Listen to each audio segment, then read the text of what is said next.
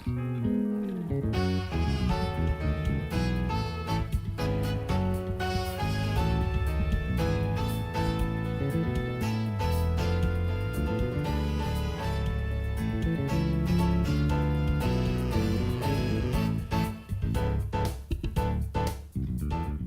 Shalom to everyone.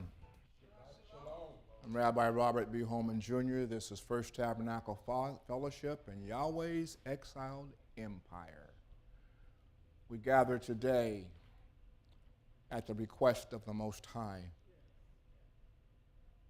to honor the Shabbat and his teachings. Hallelujah! I will wholeheartedly give thanks to Yahweh in the council of the upright and in the assembly.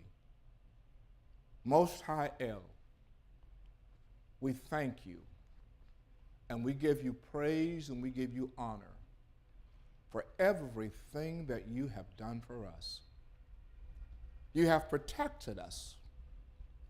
You have covered us. You have given us wisdom, knowledge, and understanding. You've given us strength of body, mind, soul, and spirit. And you've given us understanding about who you are. And we're so thankful for that today. We pray for those of the household that are sick and afflicted in their bodies. For you are the El that healeth. We pray for their healing. Father, we ask you today, Yahweh, that your Ruach, your Spirit, will come into this building.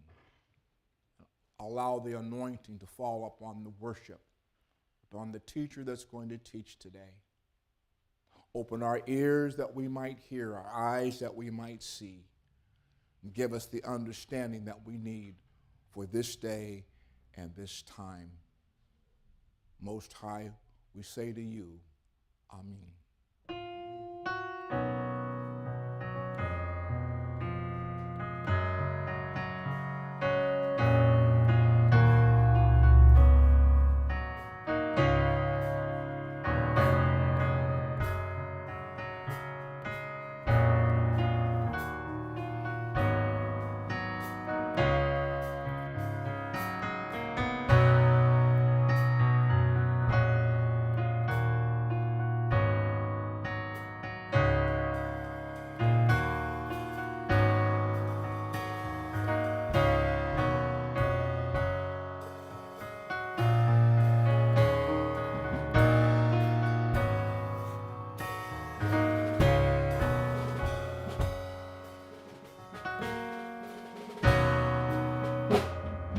Holding me, keep holding me, safe in your arms. Holding me, keep holding me, safe from harm. There is no other place I'd rather be than the palms of your hands. Keep holding me.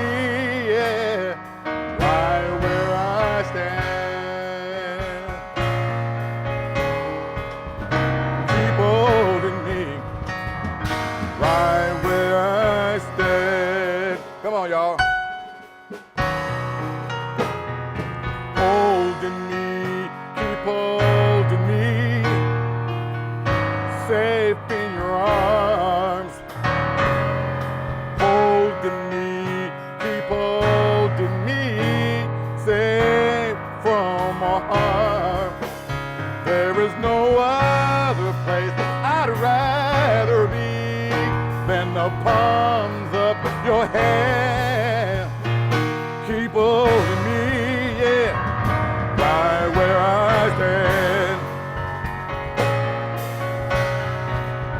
Keep holding me, right where I stand. Holding me, keep holding me, safe in your arms. Holding me,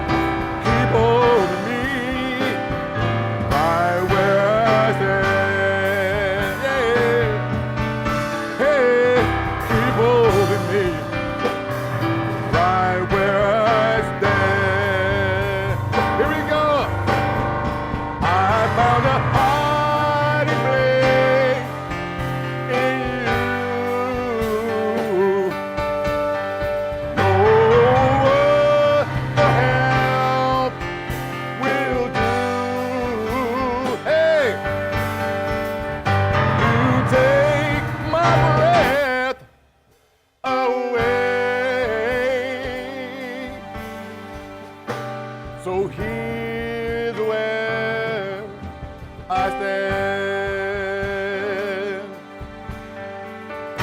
So here is where I stand.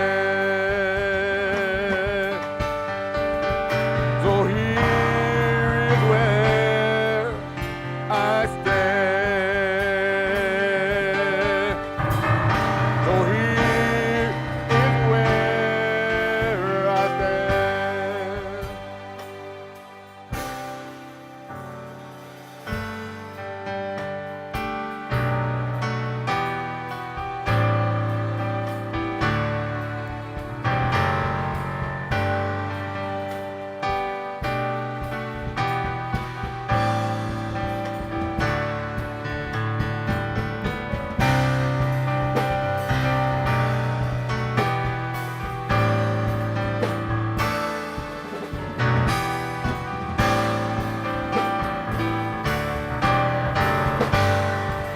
Here we go! Here we go! I found a hiding place in you.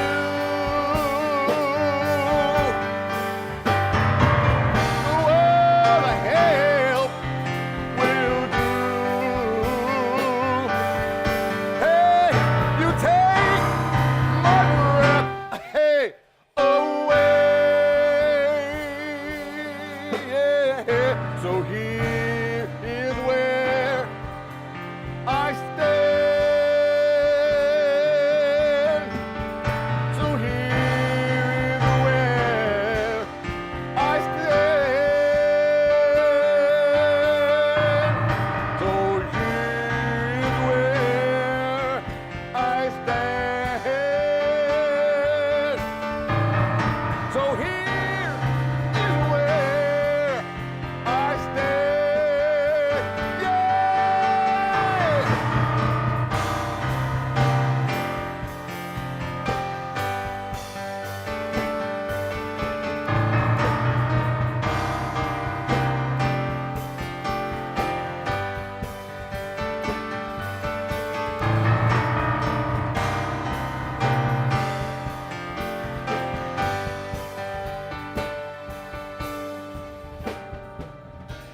Here is where I stand. Here is where I stand. I ain't going nowhere, so here is where I stand. I ain't going nowhere. I ain't going nowhere. I ain't going nowhere. I ain't going nowhere. I ain't going nowhere. I ain't going nowhere. I ain't going nowhere. I ain't going nowhere. Yeah. Hey, hey, hey, hey, hey.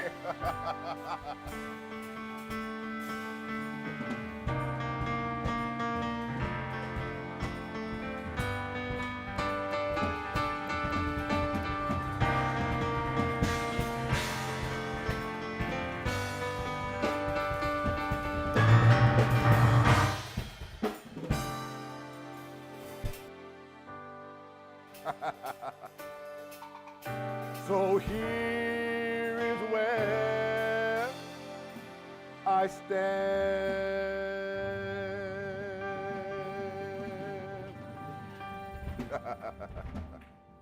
Shabbat, Shabbat, Shabbat, Shabbat, Shalom. Come on, we can do better than that. Shabbat, Shalom. I celebrate this beautiful afternoon with all the people of Yahweh, and I declare that this is the day Yah has made. We shall rejoice and be glad in it. And for those who are watching by some form of social media, stream, and all of those good things, I say may the peace of Yahweh be with you in your home and wherever you are. For Yahweh is great, and he's greatly to be praised. You are holy. Yahweh, you are holy. You are holy. Yahweh, you are holy. For you are the giver of my life. You're the giver of my soul. You're the giver of all things to come. You are holy. Yahweh, you are holy. You are holy. Yahweh, you are holy. For you are the giver of my life. You're the giver of my soul. You're the giver of all things to come. Yeah. You're the giver of all things to come. You are faithful. Yahweh, you are faithful. You are faithful. Yahweh, you are faithful. For you are the giver of my life. You're the giver of my soul. You're the giver of all things to come. Yeah, yeah, yeah. You're the giver of all things. Hey! You're the giver of all things. You're the giver of all things to come.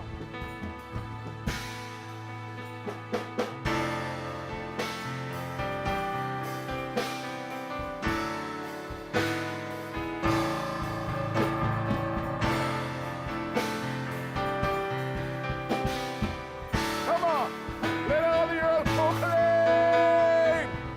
You are an awesome wonder. You are the one. You are an awesome wonder. You are the one. You are an awesome wonder. You are the one. You are an awesome wonder. You are the one. You are an awesome wonder. You are the one. You are an awesome wonder. You are the one. You are an awesome wonder. You are the one. You are an awesome wonder. You are the one.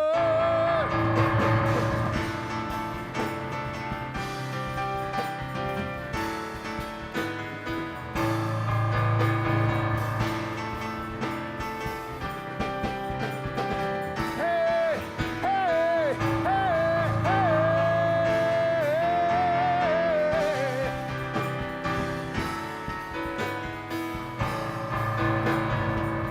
You are an awesome wonder. You are the one. Hey!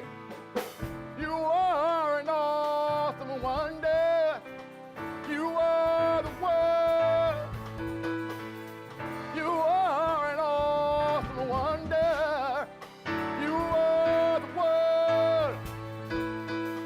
You are an awesome wonder. You are an awesome wonder. You are the one. Come on. You are an awesome wonder. You are an awesome wonder. You are an awesome wonder. Yeah, yeah. You are an awesome wonder. You are an awesome wonder. You are the one. You are the one. You are the one. You are the one. You are the one. You are the one. You are the one. You are the one. You are the one. You are the one. You are the one. You are the one. You are the one. You are the one. You are the one. You are the one. You are the one. Hey! Hey! Hey! Hey! Hey! Hey! Somebody say, you are an awesome wonder. You are an awesome wonder. Hey, I can't hear you. You are an awesome wonder. You are an awesome wonder. You are the one. You are an awesome wonder. You are the one. Ha ha. Hey, hey, hey. Ha ha.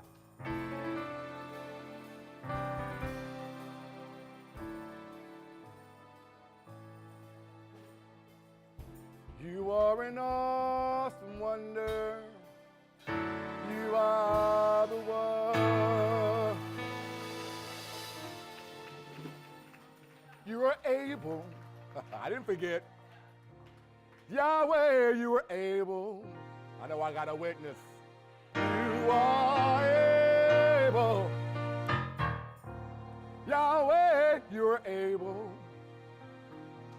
'Cause you are the giver of my life. You're the giver of my soul. You're the giver of all things to come. Yes, yes. Put your hands together and give Yahweh some praise. He is truly able, and he is faithful. He is faithful, and he is awesome, and he is mighty. And I love y'all today.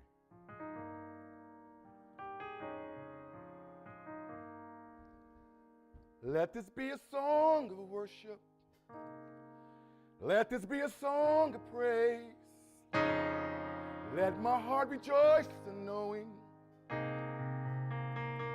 I will love you more than I did yesterday. Here we go.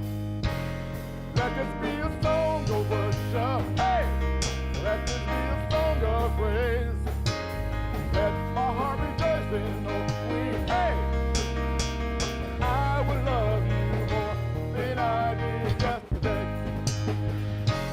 Even when the sun won't shine, hey, and the clouds are filled with rain, I will still rejoice in knowing, come on, I will love you more than I did yesterday. You are my hello.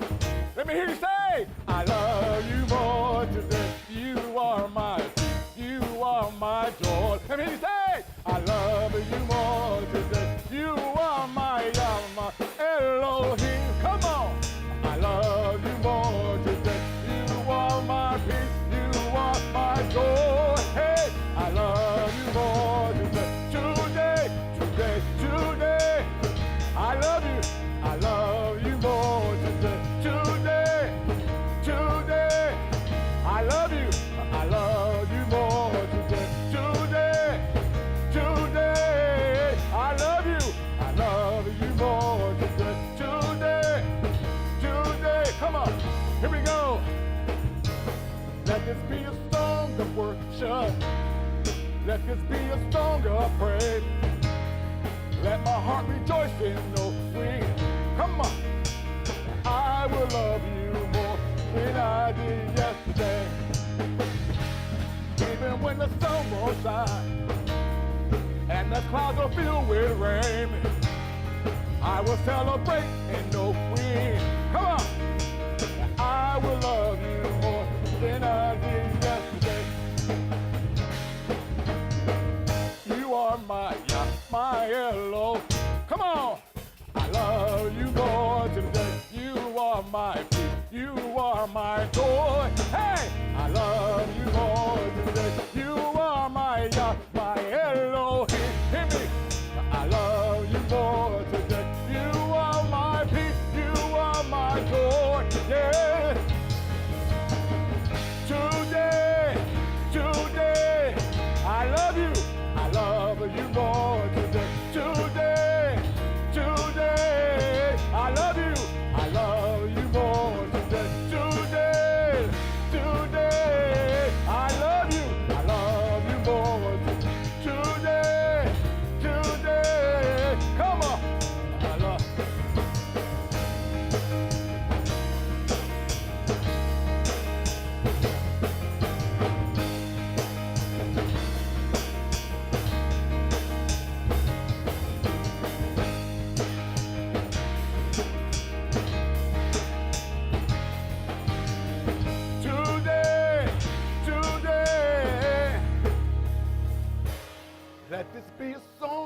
worship. Let this be a song of praise. Let my heart rejoice in knowing, everybody, that I will love you more than I did yesterday. Yeah, yeah,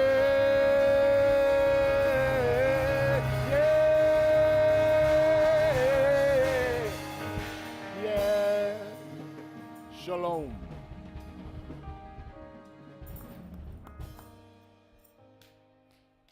You are my peace. You are my joy. 'Cause I love you more today. Today. Today. I love you more today.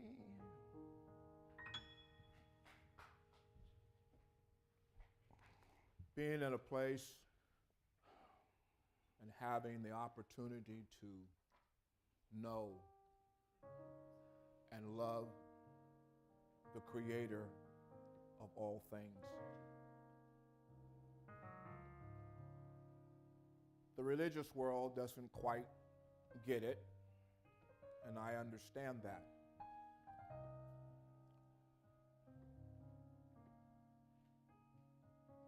We talk about a name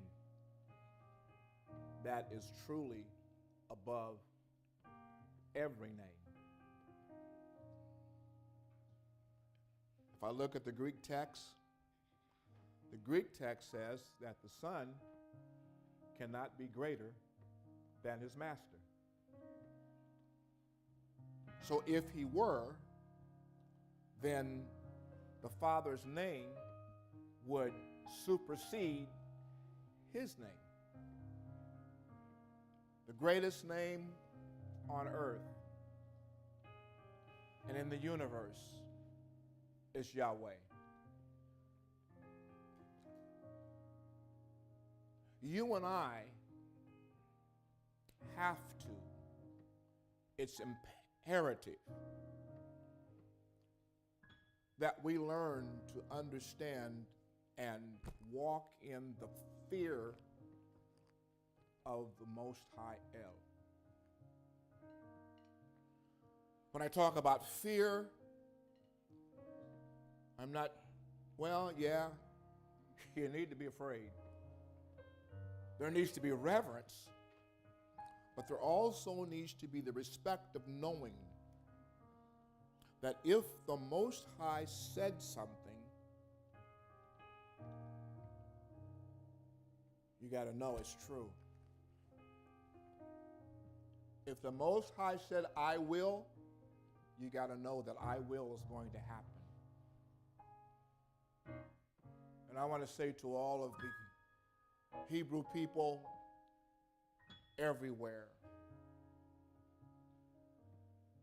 honoring the mitzvot is critical to your life. It's critical to your life in this world and at this time. Because by your honoring and walking in the mitzvot, the Most High honors His word to provide you with protection. Protection. Protection. Protection. You have something that other people don't have. Protection. Oh, I got some stuff in me. I'll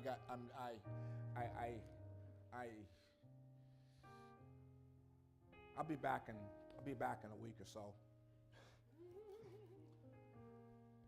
But as I'm looking at the circumstances and the situations that are a part of this universe that we live in, it is vital. It is vital that you and I understand protection. And as Hebrew people, we're not walking in a system of belief. Well, what do you believe?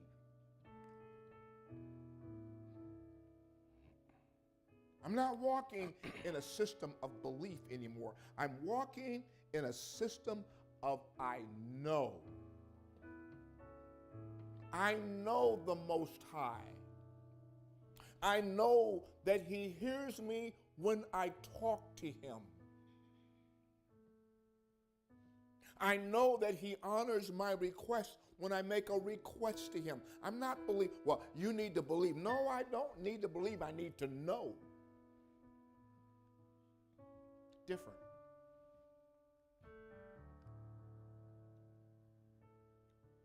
The prophets knew. They weren't hoping, they knew. Moshe, the greatest teacher ever, that the Most High put words in his mouth to give to us that resonate to this point in time. Moshe wasn't believing, he knew. So I'm saying to you, if you don't do anything else in life, being a Hebrew, be faithful and walk in the fear and understanding of the Most High El. Well, our teacher for today, once again, is Ambassador Sean Appleton. He's going to continue the study in the book of Shemuel. I give you to him at this particular time. Welcome him. Thank you. Thank you, thank you, thank you for those kind words from our head ambassador. You like that? That's part of the music. That's part of a beat that I just made up. You got to learn how to make what? Lemonade out of lemons. It would behoove me that before I even begin to speak is to give honor and thanks to the Most High, Elohim El Shaddai, Yahweh Sevaot, Yahweh Hasophet. You know what Hasophet means? Sometimes people tattoo it across their stomach. And they say, Yah is my judge. Hasophet. I acknowledge him in all that I do. I acknowledge the fact that he is the creator of the universe and the El of our ancestors. And I thank him for his beneficent behavior towards me this week, allowing me to be able to come back here and reverence this day of a holy convocation we call a Shabbat. The Most High be praised today. And I ask that the Most High make me transparent enough so you would be able to see the Most High through me today. Sean needs to sit down, and the Most High needs to be elevated. We're going to do something that we used to do in the old church. I want you to repeat after me. Say, Sean, slow down. Sean, slow down. All right.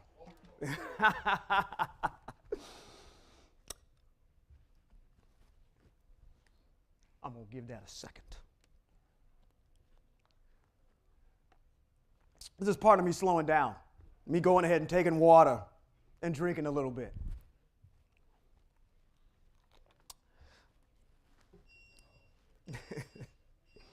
Again, to all of you that are viewing by way of the stream, praises be to the Most High, Yahweh. For those of you that have classified yourselves as evildoers and Torah breakers, I say Shabbat Shalom to you too. I'm not going to acknowledge anybody as an enemy. It's those that are just decided that they want to be foolish against the Most High's teaching. I say Shabbat Shalom to you, to our head ambassador, Robert B. Holman Jr., and Kevin R. Holman. Shalom. And to all of our Hebrews that are here in the house, I'm going to say, Yahweh's Exiled Empire, Shabbat Shalom. Shabbat Shalom. Shabbat shalom. Oh my gosh. Woo! Almost got blew back. You guys have got it down. You guys have got it down. I'm going to make a shameless plug real quick before I get into our teaching today. If you haven't got this calendar, I don't know who made it, but whoever did it, they are fire. The Hebrew calendar is out. If you don't have one, definitely, I don't have my information on the screen today, but just go to the website and there's an email address on there and you can get a hold of me and we can get you a Hebrew calendar, okay? The Hebrew calendars are out. We know when to meet with the Most High. We know when our appointed times are by way of the mitzvot. All right. Boy, oh boy. Just like your head ambassador said, I'm loaded for bear. I might be up here a couple weeks. You might not see, he said a week or so. You might not see him for a month if the Most High have his way. We're going to continue our study. Oh man, I like it up here. Woo, I got room. Wow. Shout out to Kevin Holman. Got room to do some things up here. All right. We're going to continue our study in 1 Shemuel, chapter 13 and 14. Let's start out by saying, can anyone remember what we talked about last time in 11 and 12? And there was a hush over Hebrew Israel. 11. Let's go back and get you up to speed and kind of lead up into 13 and 14. In 11, we were introduced to Nahash. Nahash in the Hebrew means serpent. He was the king of the Amorites. And they had set up camp in Yavesh Gilead. Now, what had happened was they set up a fortification and were getting ready to attack Hebrew Israel. And what happened after that was all of the Hebrew leaders were distressed about this. And Shaul, King Shaul, or soon to be King Shaul, because he hadn't been inaugurated yet, King Shaul hears the grumblings of this. So even in 10, we hear that, oh, okay, he is going to be the anointed king. And that's that whole entire thing. And we said, okay, where is he? And he's hiding behind the equipment. He was being all timid. Okay? Man, I want to jump right in here and go off on a rabbit trail real quick. Can I have an ability to go off on a rabbit trail? Okay. I want to, he said, we're going to go with you anyway if you don't. I'm going to keep this as PG as possible. You already know where I'm getting ready to go. I'm going to keep this as G-rated as possible because I know that there's children in the room. Okay? I was watching happen in my YouTube, I guess, nomadic, peripatetic way of surfing the internet, came across a video about being called. And I'm making the systemic to Shaul, King Shaul, because what we're going to see is that King Shaul is not really into what he's getting ready to do, okay? He's not this guy that's, okay, been groomed for this position, okay? This individual on the internet happened to be a manager of women.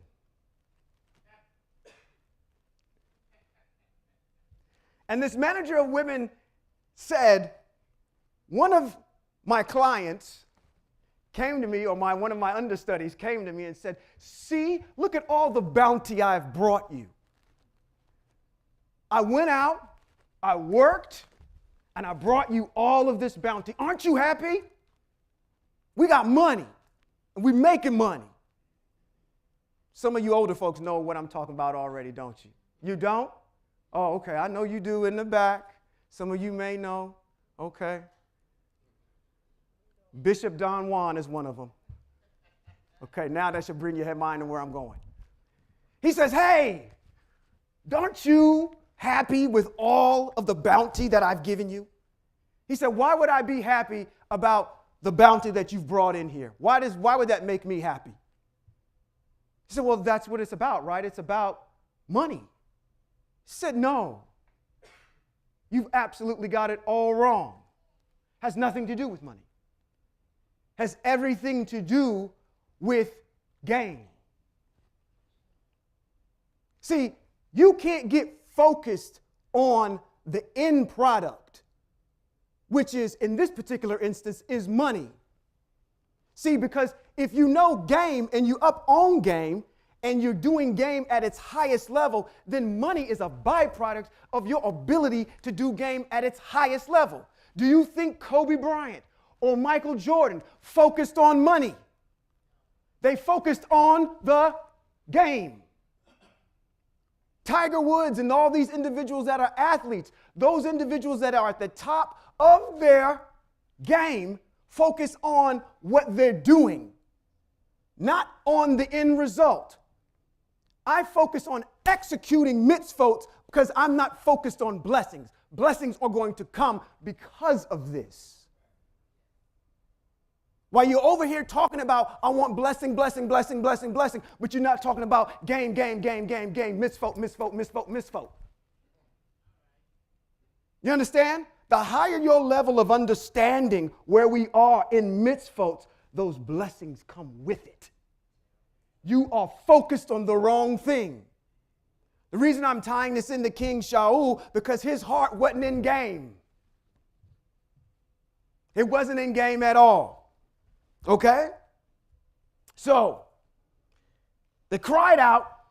I'm going to jump back in here in 11, just to give you some background, again, on the kind of the makeup of this individual. And again, for most of us that came up in Christianity, we got a real negative view of King Shaul. Okay? A real negative view. I don't want to have anybody in here have a negative view of King Shaul, because I'm going to tell you what, don't throw stones if you got a big fat target on your back. Number one, anybody put in this room and viewing by way of this room and on this stage that have been put in the situation that King Shaul was put in would probably make the same mistakes.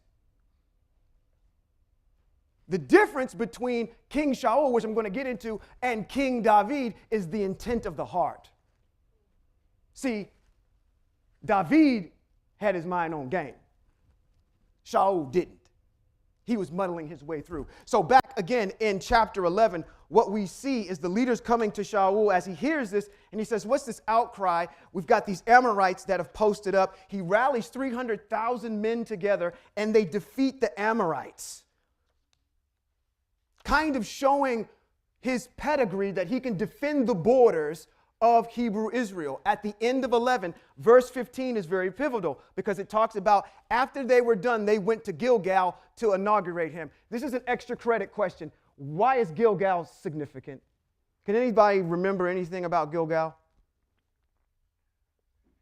Gilgal was the place that when Yahushua brought over our ancestors over the Jordan, Gilgal was the first place that they had stopped.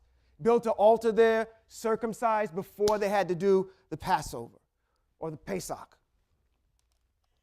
So they go back to Gilgal and they inaugurate King Shaul there. I'm making a point by emphasizing verse 15 because I'm going to talk about some commentary that's out there that you may hear that's contrary to what I'm saying. After the battle, they go to Gilgal and they inaugurate King Shaul at that point. In chapter 12, what do we have? We have the rebuke of Hebrew Israel saying, I'm Shemuel, I'm addressing you.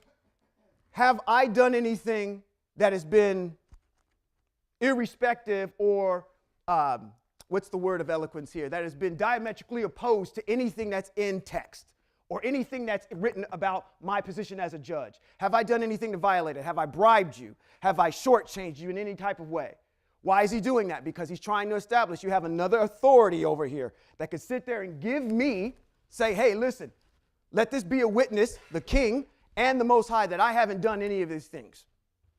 Okay? He's establishing himself in chapter 12, but at the same time, he's making a very pivotal point in front of everybody by telling them, hey, listen, the intent is not to have a king.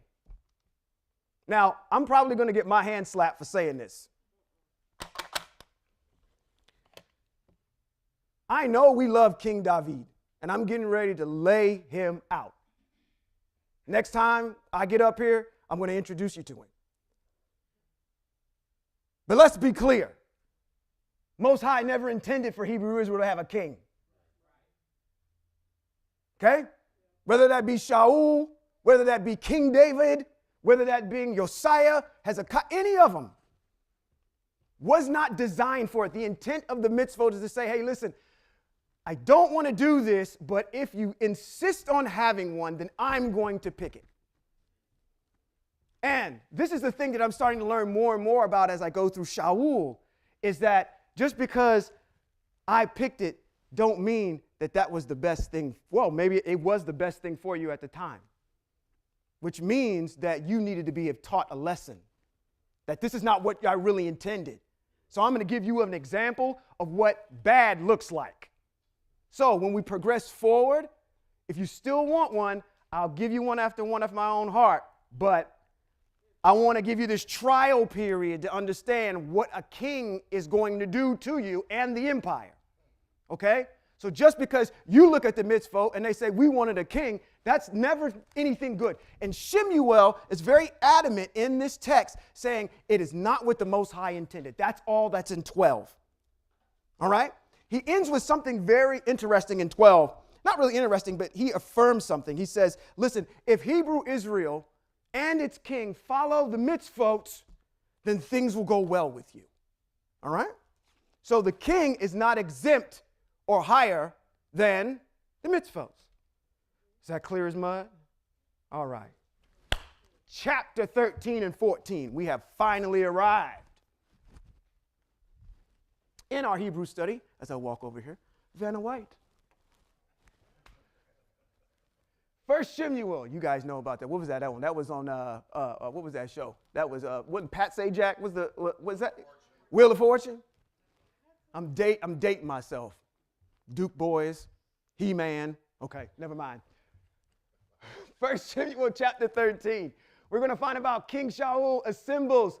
That's the empire of Israel, the EOI, to wage war against the Philistine. In chapter 14, King Shaul's son initiates a battle against the Philistine, and the empire of Israel saved Jehonatan from King Shaul's oath.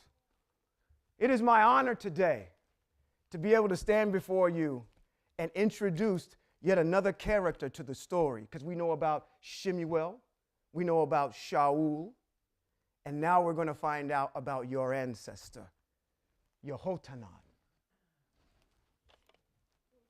That's very key, because Yehotanan is whose best friend? King David. Yehotanan and King David are very tight. And I appreciate the Most High moving the pawns on the chessboard, because what he's doing is he's putting people in place that say, I'm going to give it all away. Just know Yehotanan is being placed where he needs to be placed for an appointed time. 13, let's get into it. Chapter 13. We have it up on the screen? Okay, I'll wait. Because what? Sean, slow down. Sean, slow down. Even if I got to get up here and remind myself to do it, we're going to slow down. Shaul, we're going to read this in two different texts. In the complete Jewish Bible, it says, Shaul was blank years old. Put your antennas up, Hebrews. Let me stop here. We can't even get into this, even these two chapters, unless we know, again, the mitzvot. It's going to sound like jibber jabber to you if it's just, oh, that's a nice little story. Yay. You have to know the mitzvot. And we're going to prove something in this first couple of sentences with the mitzvot. So Shaul was blank years old. Does anybody know how many years old he was from this statement? No. It says, when he began his reign, and he had ruled Israel for how many years? 2. When he chose 3,000 of Israel's men. 2,000 of them were with Shaul in Michmas and in the hills of Bethel, and 1,000 were with who? Yehonatan in Givat Binyamin. Okay. The rest of the people he sent back to their respective tents. So what we've got here is a garrison of people with King Shaul and a garrison of people with his son. Givat Binyamin is where they're from.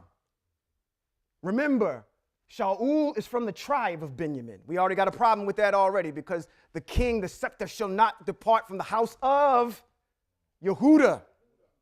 So we got a little issue right here already. You should know right off the bat that this guy is just a trial period in the eyes of the Most High. All right.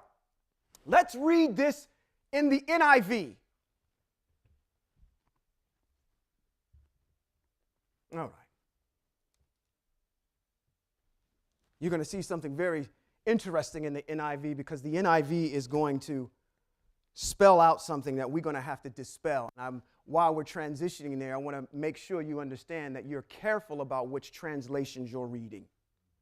Because if you're reading something like this, it will mess you up. And if you're not up on mitzvot, it will blow right by you. It says, Shaul was 30 years old when he became king, and he reigned over Israel for 2 years. So why is it in the complete Jewish Bible it says, doesn't give a number, but over here it gives him 30 years? If you read other translation, it will tell you that he was 40 years old.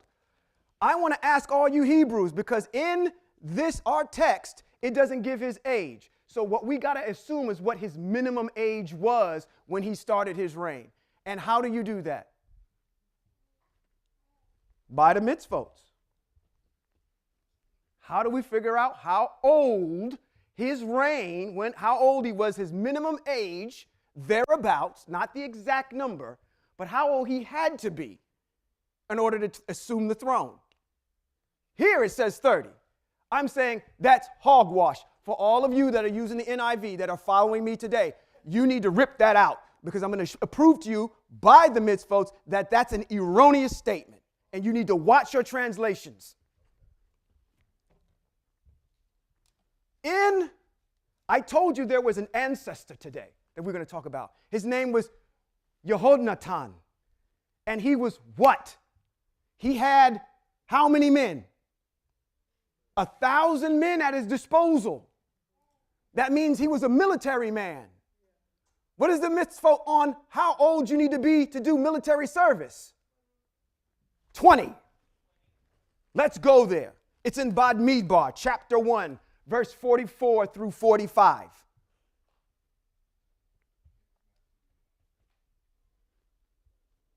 It says, Moshe, Aharon, and the 12 leaders of Israel, each from a clan, counted the people of Israel by their clans, those 20 years old and over, eligible for what? Military service. So we've established in this mitzvah that you have to at least be 20 years old to enter military service. How in the world is Shaul 30 and he has a 20-year-old son? That means that he was having something at 10 years old. He cannot be 30. You see how we use the mitzvot? Wield it like a weapon. He cannot be 30. The mitzvot won't allow it. He has to be older. So I'm trying to establish what his minimum age was. Giving the benefit of the doubt. Let's say he was 18 when he had Yehotanan. He would at least be what? If your Yehotanan is 20, and he's in military service, which I probably believe he's a little older than that, if he's commanding how many men? At least 1,000. But let's just say, for the sake of argument, he's 20 years old and he's eligible for military service. That would mean that Shaul would have to be a minimum of what? 38? Almost 40 years old.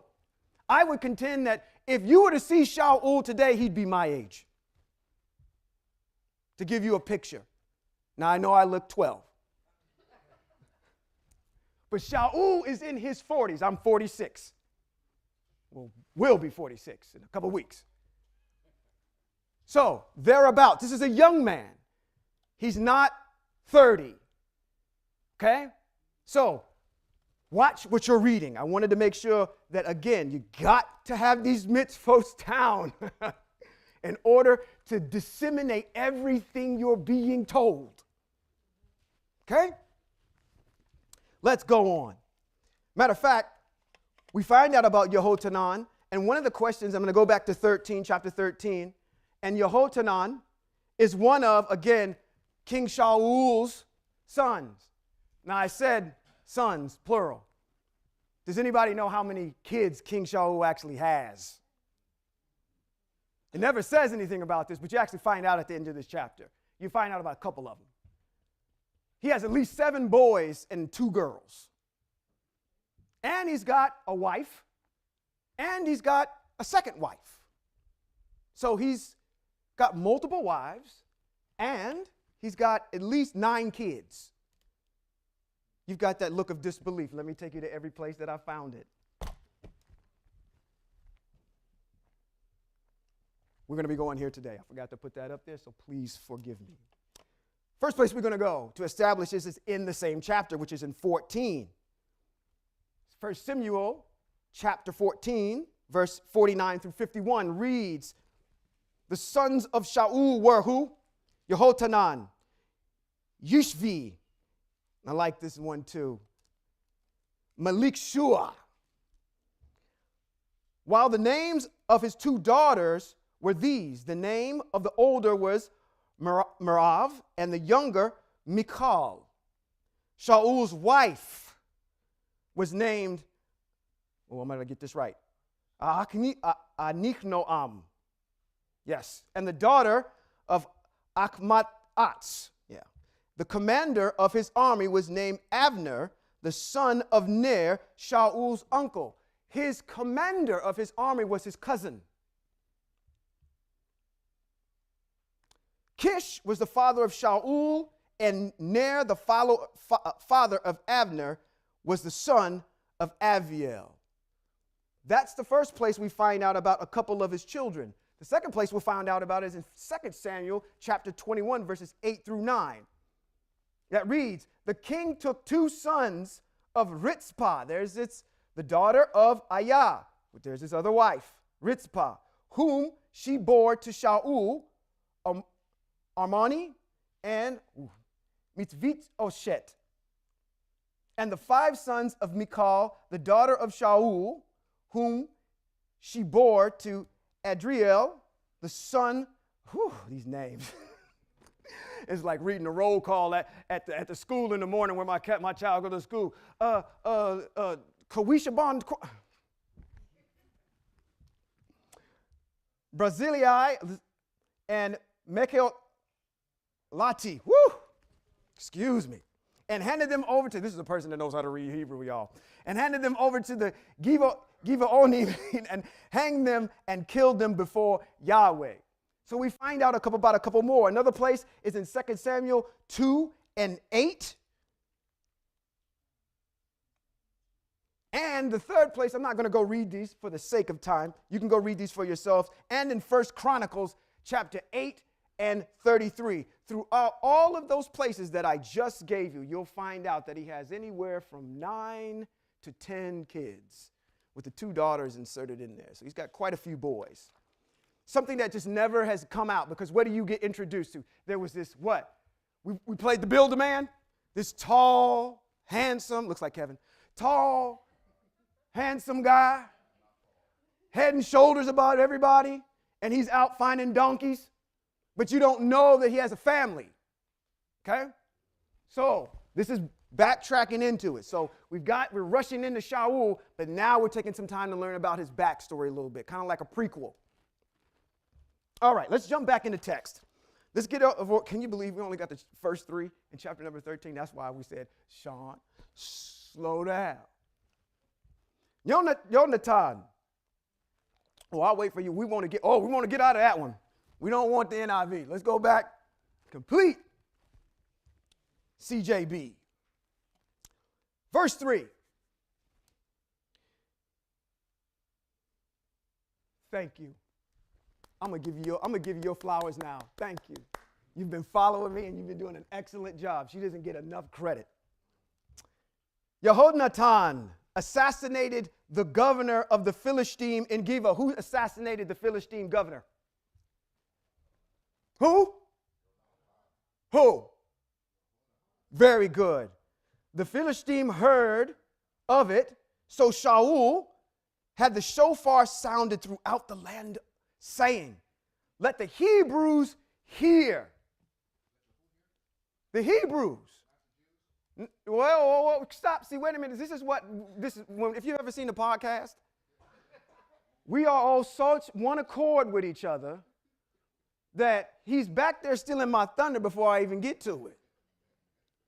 Because I got to say something about these Hebrews real quick. But I want to go read verse 4 before I jump back into the Hebrews. But I want to go back. Who assassinated the governor? Okay, let's read verse 4. It says, all Israel heard that Shaul had assassinated the governor of Philistine, and thus made Israel stench in the nostrils of the Philistine. We see something going on already with this brother's character already. He is snake. He's not really into sharing the limelight or power with anybody, even his own kids. Now, one could say, well, okay, Shaul did it because Yehohanan is his representative, so on and so forth. But that's not what the text says. It says Yehohanan did it. So Yehohanan, that's the first thing of a leader. I tell my folks at work, my colleagues, and I'm pretty sure that all of you have people that you work with. If you're a manager of people, I assume all the risk. When something goes bad, I assume it. When something goes good, I distribute all of the praise to the people that did it. I do not assume any of the praise for anything.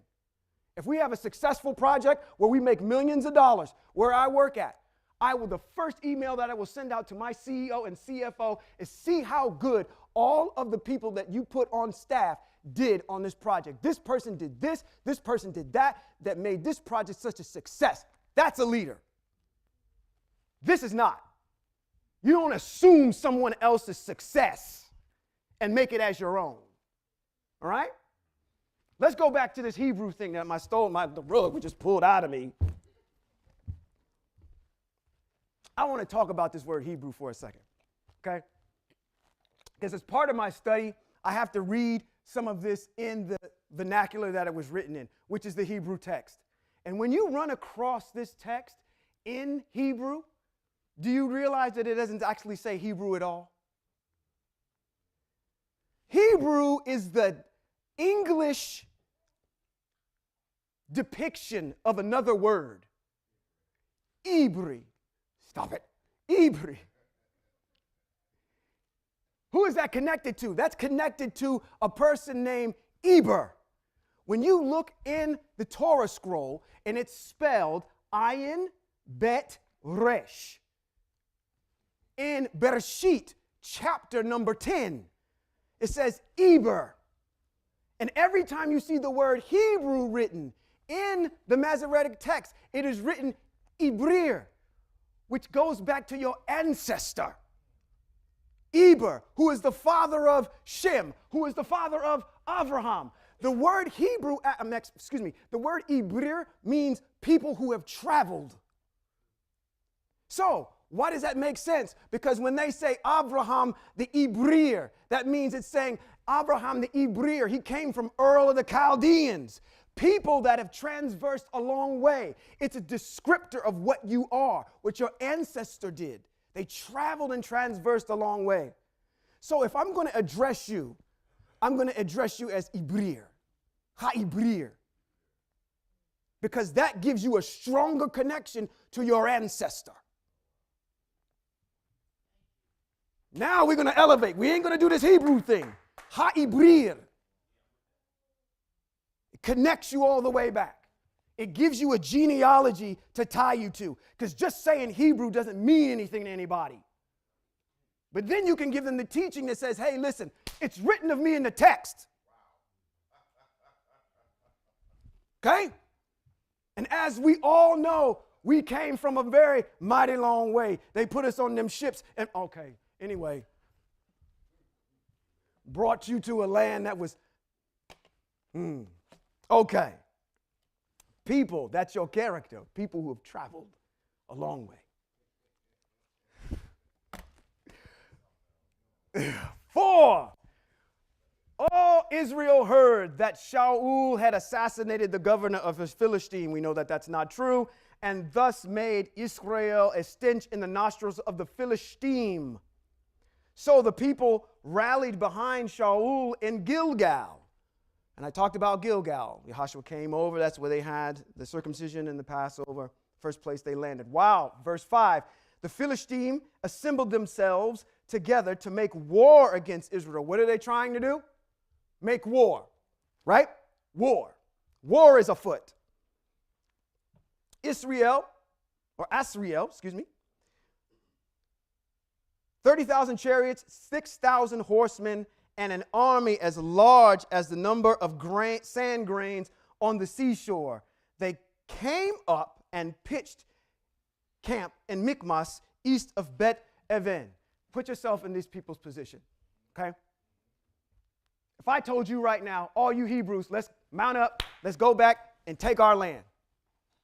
And you got over there and you were approached by the IDF. You know what the IDF is? The IDF is the Israeli Defense Force. That's their army. That's their Navy. That's their Marines, okay? They over there pointing their guns at you talking about, you coming to take what? Okay? I'm coming back to get my land. How many of y'all think y'all going to stand there and be like, okay, well, I see all them guns. I see all that going on over there. This looks like an insurmountable thing. Just put yourself in a human state. Your first reaction is going to be, we're going to get annihilated. Okay? Just don't look at it like I've read the text already. I know what's going to happen. You have to embody and encompass your ancestors in the text. This is why we try to have a connection with it.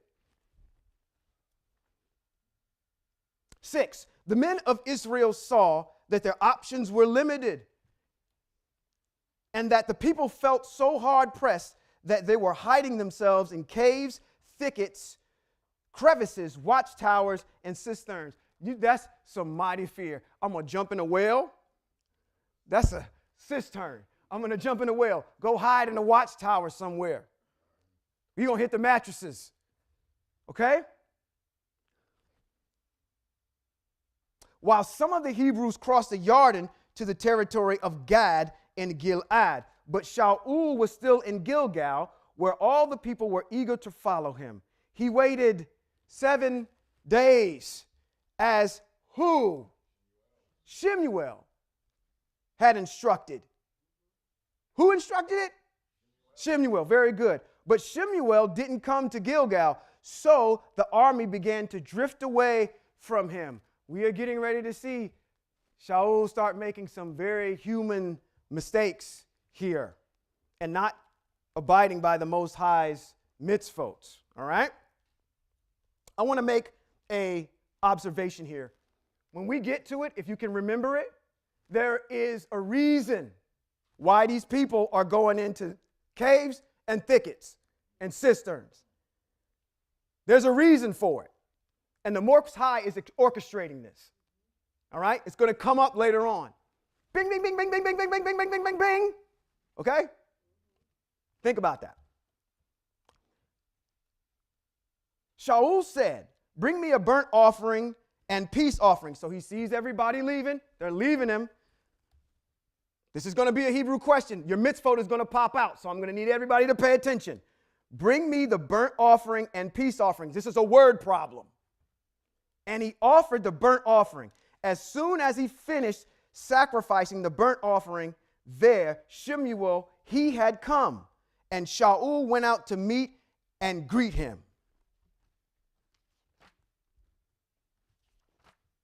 11. Shemuel said, what have you done? What did he do wrong? Oh my goodness. Come on. It's a word problem. What did he do wrong?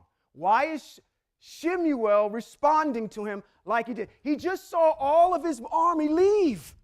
They left. Okay? And now he's like, okay, we need to make peace offerings and burnt offerings. Bring me that over there. He makes the peace offerings and burnt offerings. Shemuel shows up. He tells him that you need to stay in Gilgal for how many? 7 days. So it wasn't the 8th day. Shemuel got there on the 7th day. Shaul was impatient and went ahead and sacrificed this lamb and this. I'm giving you the answer already. Sacrificed the peace offerings and the burnt offerings. Why is that a problem?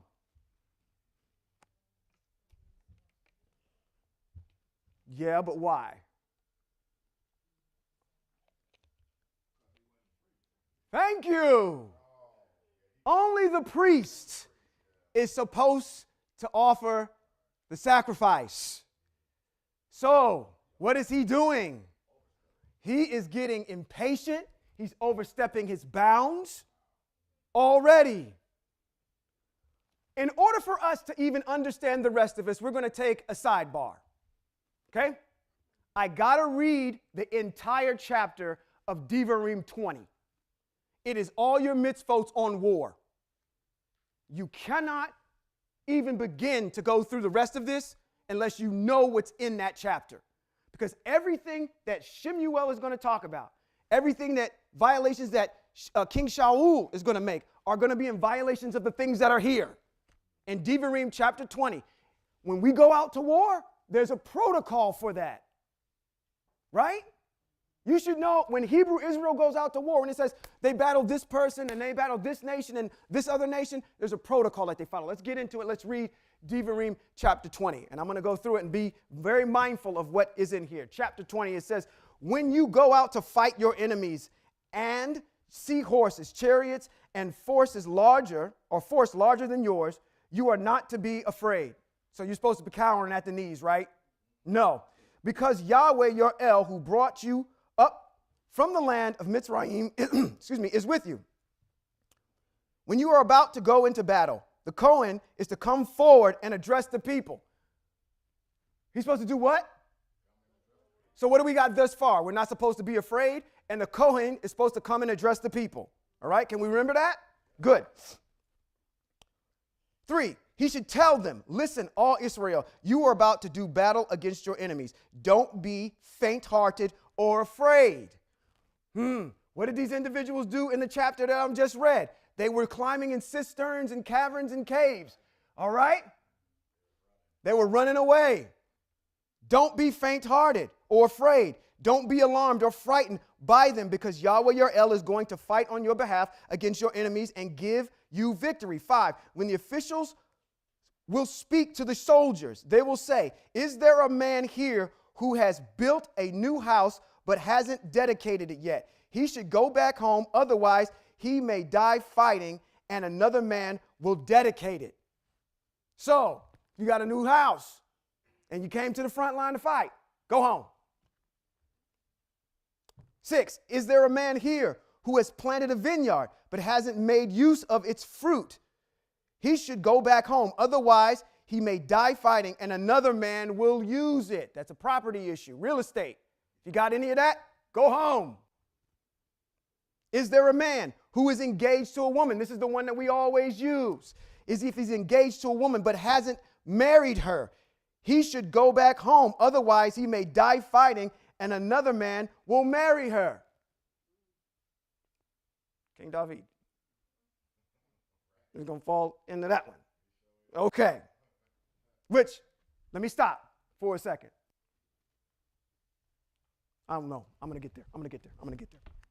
The officials will then add to what they have said to the soldiers. Is there a man here who is afraid and faint-hearted? He should go back home. All you fraidy cats, all you knock-kneed folk, go back home. Otherwise, his fear will demoralize his comrades as well. When the officials have finished speaking with the soldiers, commanders are to be appointed to lead the army. 10, when you advance on a town to attack it, first offer it terms of peace. if it accepts the terms of peace and opens its gates to you, then all the people there are to be put to forced labor and work for you. And it goes on and talks about that. I'm going to skip ahead a little bit down to 16. It says, as for the townspeople, excuse me, no, let's go back up to 10. Then we'll stop at 15. Matter of fact, let's start off where we left off at 12. However, if they refuse to make peace with you, now if you go ahead and you say, hey, we're waging war and we want to make peace, there's diplomatic deliberations that happen, and this is talking about if they refuse. So if they refuse to make peace but prefer to make war against you, you are to put it under siege. When Yahweh your El hands it over to you, you are to put every male to the sword. However, you are to take as booty for yourselves the women. That is so hilarious to me, but okay, how that's versed.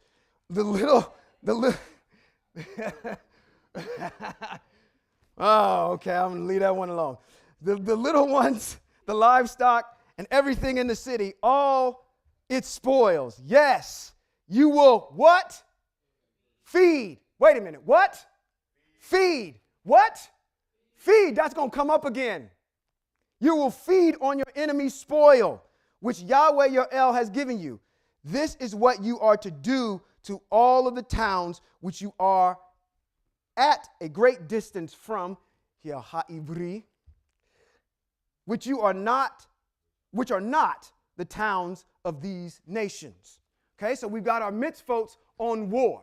And it goes on a little bit there to say, when the townspeople in these particular places, what you're supposed to be doing if they have abominable practices and wiping them all out, and what to do with the spoils that are in the land. Actually, that's what's on further down as you get to the end of the chapter. And let me jump back over into Shemuel. Okay. Slow down. Slow down. So, do we have somewhat of an understanding of what these mitzvot are when it comes to war? Okay? All right. 11. Shemuel said, what have you done? We just pontificated about the fact that this was a priest's job to do, to offer the peace and the burnt offerings, not the king. Shaul answered, I saw, listen to him just give these excuses. Here come the excuses. I saw that the army was drifting away from me, that you hadn't come when I wanted you to. You hadn't come during the time appointed that the Philistine had assembled at Michmas. I said, now the Philistine will fall on me at Gilgal, and I haven't asked the favor of Yahweh. So I forced myself and offered the burnt offering. So he's got three prominent excuses. One, they've assembled at this particular place at Michmas. I see them, they're like the grains of the sand. How are we going to beat all these folks? They got drones and guns and Nerf guns. How are we going to beat them? All right? And then the second issue is what? All my people started scattering. And the third issue is that you didn't show up early enough on the seventh day. So this is why I'm reacting the way I'm reacting. Kind of panicking, right? He's panicking. It goes on to say this in 13. It says, now your rabbi, your ambassador, your head statesman did a teaching on this word that's in this sentence. And it is very, very appropriately placed here. It says, Shemuel said to Shaul, to King Shaul, he says, you did a foolish thing. Why is foolish a good word there?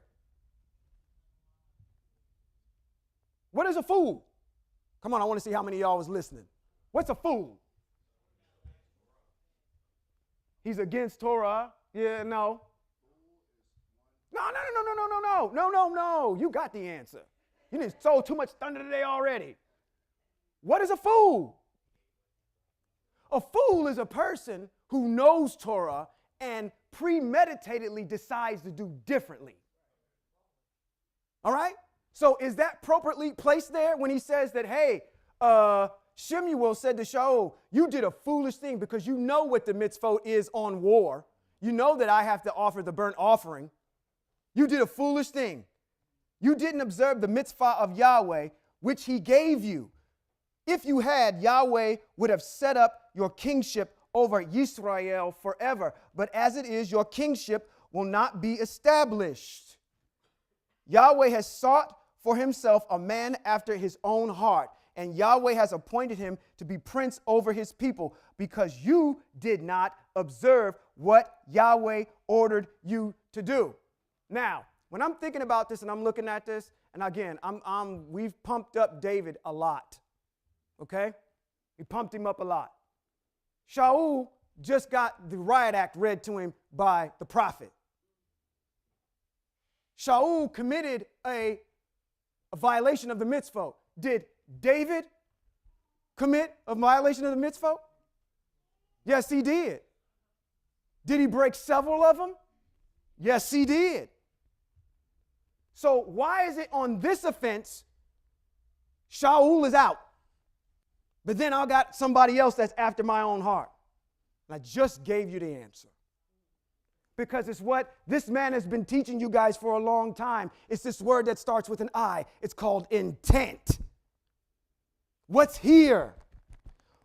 When Shemuel goes and he's trying to find David, one of the things that the Most High says is that you see the outward appearance of a person. I see what's inside of them. Go back to what I said earlier about this manager and his clients. What he said to her. Your mind is not on game. Your heart is not in this. Shaul's heart is not on the mitzvot. It's not on running a country. He's muddling around. Okay? So we want to make that point there. At this, actually, I do want to make another point and an observation. I'm standing on my own on this one. Okay, so just so you know. Shaul, at least, excuse me, who do you think Shaul thinks this is? When it says, but as for your kingship will not be established. Yahweh has sought for himself a man after his own heart, and Yahweh has appointed him to be prince over his people, because you did not observe what Yahweh ordered you to do. Who do you think he's talking about? You know that. I'm saying he's talking to him right now. Who do you think King Shaul thinks that is? Oh my gosh. Hey, there we go. Shemuel doesn't know. Know how I know Shemuel doesn't know? Because when he shows up to find King David, the Most High had to tell him, that's the guy. He went there on his own. Not on his own, but the Most High was directing Shemuel and who he was going to select. Shemuel didn't know who that was David at the time either. Okay? But what is he telling him? The Most High is going to set somebody, take your position away from you and replace you with somebody who's got game, who understands what the mitzvot are. That may not be revealed to me at this time. But whoever is in there, they'll have a heart for me, and they'll be prince over Israel. Had he have known who they were, how come the name wasn't inserted in there? Oh, that was cheese and rice. See, I don't even say Jesus Christ anymore. I say cheese and rice. See, we can see a foreshadowing of him here. The prince of, whatever. Let's spiritualize the text. I want at least $2,500 for all you preachers out there that might see that and use that in your sermon. At least sock it to my pocket. Anyway, 15. Then Shemuel left Gilgal and went up to Givat Binyamin. Shaul counted how many were still there with him, about 600 men. Shaul, Yotanan, his son, and the men with him took quarters in Givat Binyamin, while the Philistine remained in camp at Michmas. The raiding parties began coming out from the camp of the Philistine. 3 of them, one group turned toward the road of Ophrah in the territory of Shaul. Another group took the road toward Bit Horon. And another company took the road toward the desert throughout the territory overlooking the Vadi Zophaim. Now, verse 19, there was no metalsmith to be found anywhere in the land of Israel, because the Philistine had said, we don't want the Ha'ibri making themselves swords or spears. Why? Isn't it quite obvious? Isn't it quite obvious? I want you to think of Hebrew Israel right now, of the Ha'ibri right now, as like you think of the Native Americans here in this country. The Native Americans in this country have land. They have their own form of government, right? This would be the same. And that would be like the United States, who would be the Philistine in this particular issue, coming in and trying to wage war against them. So there's land within inside this country, right, that Native Americans have. They have their own form of government. But then there's also another government here, the United States, which is riding herd over that. And militarily can impose themselves on that particular group of people. Think of it in the same way, in the same vernacular, okay? What we're doing with Hebrew Israel. Now, it says there were no metalsmith there in Hebrew Israel. That means that if you needed to have something sharpened, or you needed to have whatever, a knife or whatever, it could not be sharpened, or any metal work cannot be done, because we don't want to have you armed. This, I'm going to say something right now, is a foreshadowing as to why, when you get over to the coming up, King David, he's so good at pop. Because there's no metal in Hebrew Israel. They have to learn to fight different ways without any metal. There's nothing inserted in the text, y'all, that's just by happenstance. It's all to set something up later on or within the confines of the context of what we're talking about. So it makes sense now when he says he was good with that rock and that stone, and he could hit a bird moving in the air with and be within a hair of it. Because there is no metal. So, 20. So whenever any of the people of Israel wanted to sharpen his hoe, plowshare, axe, or pick, he had to go down to the Philistine, where the exorbitant prices, gas prices, were 2/3 of a shekel for filing a pick or plowshare. And that's like paying for $100 a gallon worth of gas. Some of y'all be like, I'll just walk. I'll ride a bike. I'll even think about where I'm supposed to be, but I ain't paying that kind of money. Thus, when the time came to fight, no one in the army of Shaul and Hayotanan was equipped with either sword or spear, although Shaul and Jehonatan, his son, did have them. A garrison of the Philistine had gone out to the pass of Michmash at that time. I'm going to wet your whistle a little bit with 14. This is the chapter that expounds about your ancestor Jehonatan. And then after this, we are going to see the complete dismantling in chapter 15 of King Shaul and the raising up of King David in chapter 16. 14 reads, one day, Jehonatan, the son of Shaul, said to his young man carrying his armor, come, let us go across the garrison of the Philistine on the other side.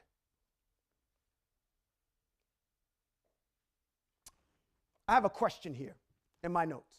Why does he want to do that? And this is a speculation. I'm going to read you why.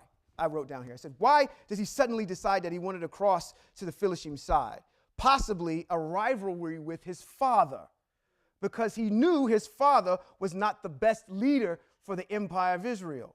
Also, the Most High may have been placing Jehonatan's position with the empire of Israel as a war hero and fit to be the side of the future King David. But I digress. But he didn't tell his father. Verse 2, Shaul was waiting at the edge of Giv'ah under a pomegranate tree in Mingron. The force with him numbered 600 men.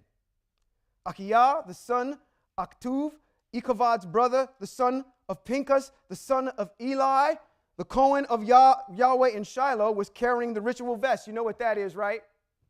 It's got the ephod and the robe and the breastplate and the ritual vest, everything that the vestments with that, okay? No one knew that Yonatan had gone. Now, it sounds like Shaul is doing something right here, right? He's saying his father was posted up with 600 men. If they were ready for war, then the Kohanim has to address the people, right? So he's following the mitzvot. He's got some good intentions here, okay? Let's read on down. His armor bearer replied, do everything you think you should. I'm with you, whatever you decide. His armor bearer replied, Yochanan said, here, I will cross over to those men and let them know we're there. If they say, wait till we come, remember what I had said earlier? If they say, wait till we come to you, we will stand where we are and not go up to them. But if they say, come up to us, we will go up. And that will be the sign that Yahweh has given us victory over them, which is also a sign that Yahweh is telling me that we will continue this next week.